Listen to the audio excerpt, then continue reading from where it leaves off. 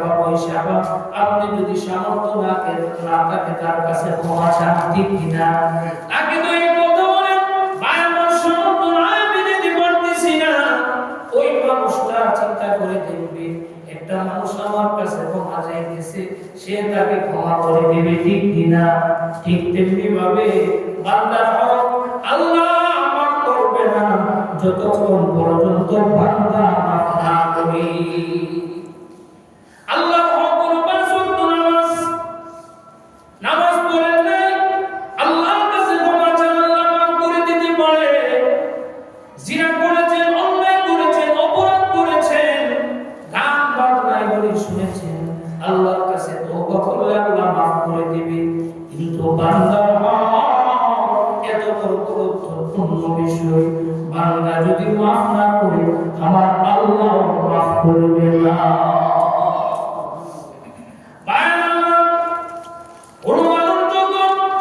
এই চারটা শর্তকে সামনে রেখে তওবা করবে, চোখের পানি চাপতে দেরি হবে, আমার আল্লাহ তার তওবা কবুল করতে দেরি করবে না। তাহলে এই চারটা শর্ত রেখে তওবা করার দরকার আছে না? আমার কি বলেন, দরকার আছে না? না, এমন কোন অন্যায় নাই, এমন কোন অপরাধ নাই যে অপরাধ আমি আপনি করি নাই, এমন কোন গুনাহ নাই যে গুনাহ আমি আপনি করি নাই, ঠিক কিনা? আমার আল্লাহ এই দোষগুলি ঢেকে রাখছে, অপরাধগুলি ঢেকে রাখছে। মানুষ যদি জানতো আমাদেরকে সালাম দিত না, এমন গুনাহ তো আমরা করছি, ঠিক কি না?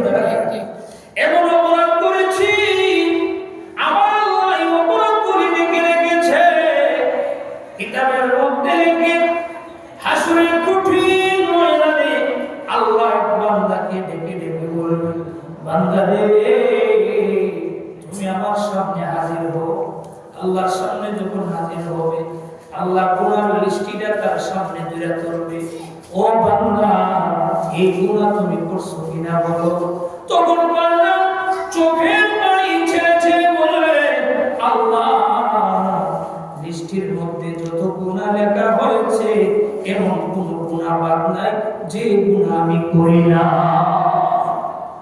ওই সময় বান্দা সে কাঁদতে থাকবে, সে বিধব হবে, কাঁদতে থাকবে, এমন ভাবে আল্লাহকে ধরাইতে যাবে।